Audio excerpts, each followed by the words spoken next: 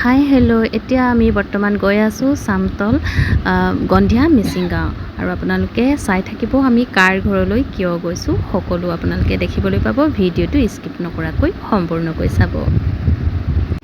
এতিয়া বৰ্তমান মৰিয়নি পাৰ হৈছোঁহি। এইফালে চাওকচোন ভৰিটো কেনেকৈ ফুলি গৈছে, সেইকাৰণে আকৌ চেণ্ডেলযোৰ পিন্ধি লৈছোঁ। এইফালে চাওক সেউজীয়া প্ৰকৃতিৰ কি সুন্দৰ দৃশ্য। মোৰ কিন্তু বহুতেই ভাল লাগে প্ৰকৃতিৰ লগত উপভোগ কৰি যাবলৈ। আপোনালোকৰো ভাল লাগে নিশ্চয়, নহয় জানো?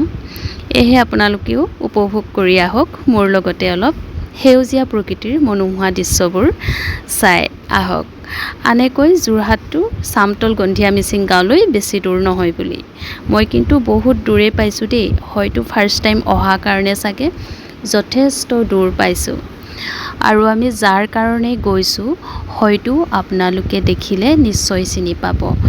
1-1.5 বছৰ আগতে এগৰাকী কণমানিৰ ভিডিঅ' প্ৰেৰণ কৰিছিলোঁ মই ইউটিউবৰ যোগেদি, যিগৰাকী কণমানিয়ে অকালতে পিতৃ মাতৃক হেৰুৱাইছিল। আৰু যিগৰাকী কণমানি আৰু আইতাক আজি আমি লগ পাম। তাই এতিয়া কাৰ লগত কি কথা, কেনেকৈ জীৱন কটাব লগা হৈছে আৰু বৰ্তমান তাইৰ লগত কোন কোন আছে, সকলোবোৰ দেখুৱাবলৈ চেষ্টা কৰিম যদিহে সময় সুবিধা মিলে, কাৰণ সময়ো বহুত শ্বৰ্ট। গতিকে ভিডিঅ' কৰিব পাওঁ নে নাপাওঁ নাজানো। আৰু এয়া হৈছে ৰিজাৰ্ভ, নকছাৰিৰ ফালেও ৰিজাৰ্ভ আছে। মই কিন্তু আজিহে গম পাইছোঁ দেই, কাৰণ এইফালে বৰকৈ অহা নহয়, আজি ফাৰ্ষ্ট টাইম আহিছোঁ। গাড়ীখনৰ চকাকেইটা পম একেবাৰে কমি গৈছিলে, সেইকাৰণে চকাকেইটাত পম ভৰাই ল'লোঁ। বতাহ বলিছে, ধুমুহা আহিব চাগে দেই, ঠিক নাই। বেটিক কৈছোঁ অকণমান ভিডিঅ' কৰি দিবলৈ, কিন্তু নকৰে তাই। কেমেৰা ধৰিব একেবাৰে বেয়া পায় আৰু অকলে অকলে ধৰিব লগা হৈছে আৰু উপায় নাই। ফাইনেলি আহি পাই গ'লোঁ আমি কণমানি আৰু আইতাকে থকা বাসগৃহটোত। তেওঁলোকে আইতাকৰ ভনীয়েকৰ ঘৰত আছে, মানে কণমানিটিৰ বাপেকৰ মাহীয়েকৰ ঘৰত।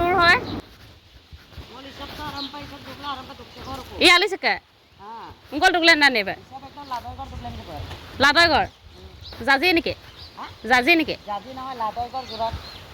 অঁ কাংকিন মাছ এইটো ই মৰিয়নি দুখপুৰ নামটো বেছি মাত্ৰাই নলি চক্ৰম নল দুখ কমা আকৌ জানো কিনমা আৰু আকৌ আলি খাংকি ন মুখক চুঙি আমকো পোৱা গ'ল সেইকাৰণে তাত দম আকৌ ন মিলৰ গুকুতা মানে বাৰ লগ পইন গুকুতাক মান বকৰি চন্তগ্ৰাফ সবটো গাল গন্না তিনটামান বাৰ কিন্দা মানে ৰে লাকে ফ দুগা পেলাই ৰখোৱা না আকৌ মুখক চুং তিনচুকীয়া আগতে আলি ৰেম গৰমকো তিনচুকীয়া বংগাং কোন বাৰ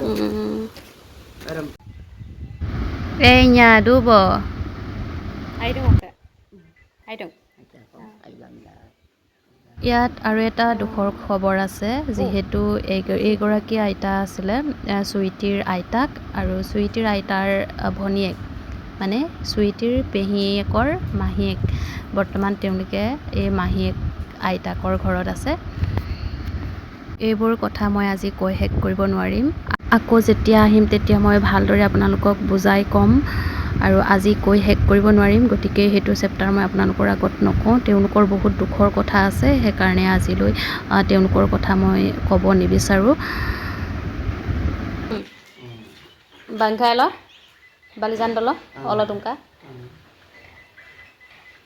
চুইটি ডাঙৰ হৈছে আৰু ন? স্কুল গৈছা নাই? গৈছা? চুলি কোনে কাটি দিলে? ইয়াত থাকি ভাল লাগিছে নাই? ইয়াতে ভাল লাগিছে ন? ডাঙৰে হ'ল আৰু ছোৱালীজনী। যিগৰাকী কণমানিৰ কথা কৈ আহিছিলোঁ, এইগৰাকীয়ে হৈছে সেই এবছৰ আগৰ কণমানিগৰাকী চুইটি। তাই এতিয়া বৰ্তমান ইমান ডাঙৰ হ'লগৈ চাওক। এইগৰাকী হৈছে আইতাক, এইগৰাকী দেখিছেনে? আমি কিন্তু আইতাকৰ কাৰণেও আহিব লগা হৈছে, কাৰণ ফিংগাৰ প্ৰিণ্ট ল'বৰ কাৰণে চাউলৰ, আৰু যিহেতু তেওঁলোক এতিয়া বৰ্তমান বহুত কষ্টত আছে, আৰু সেয়াই আৰু আমাৰ সম্পৰ্কীয়ই হয়, মানুহজনৰ খুৰীয়েক হয়। আৰু চব ফালৰ পৰা নিজৰে হয় আৰু সেইকাৰণে ইয়ালৈকে আহিব লগা হৈছে। যদিহে আমি তেওঁলোকৰ ফিংগাৰ প্ৰিণ্ট হেৰি নকৰোঁ, তেওঁলোকৰ চাউল কাট খাই যাব পাৰে, সেইটো কাৰণে আহিব লগা হৈছে আৰু কণমানিগৰাকীৰ এইগৰাকী আইতাকে বিচনাৰ পৰাই উঠিব পৰা নাছিল 2-3 বছৰ ধৰি, কিন্তু অপাৰেশ্যন কৰা হ'ল ভৰিৰ। এতিয়া বৰ্তমান বহিব পৰা হৈছে, নিজে বাথৰুম লেট্ৰিন কৰিবলৈ যাব পৰা হৈছে, আৰু সেয়াই এতিয়া অকলশৰে থাকিব লগা হৈছে কাৰণে ইয়াতে আছে আৰু